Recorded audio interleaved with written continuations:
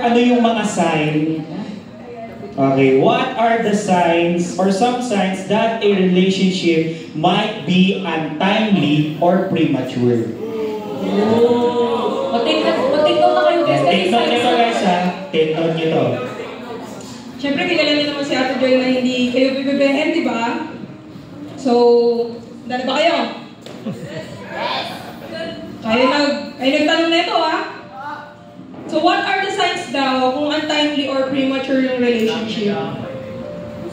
Yung sinabi ni Ross doon, parang related siya. Naniniwala kasi ako sa tamang timing ng season ni Lord sa buhay natin. Which is yun yung learning, earning, and marrying. Then sa pagitan ng earning and marrying na yun, dating. Pero date to marry ha. So sabihin nyo, learning, earning, marrying, isa pa. Learning.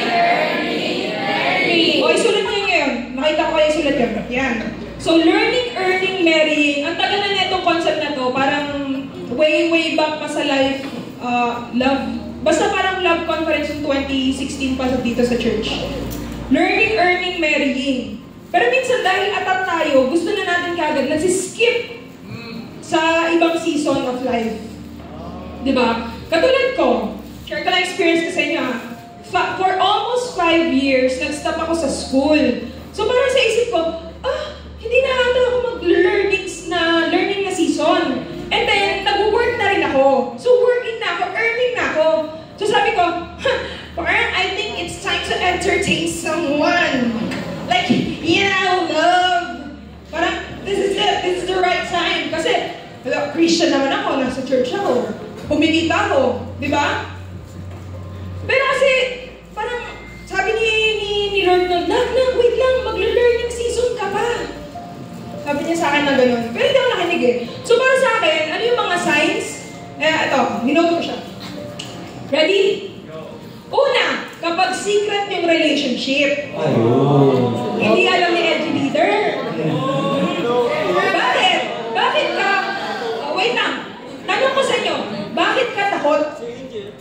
Kasi hindi pa dapat.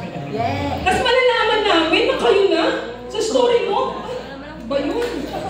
Okay. Pangalawa, kapag napapalayo ka na kay Lord or hindi ka na na-encourage to have a deeper relationship with the Lord. Diba? Late ka na sa youth service. Kasi kaya kami siya, date.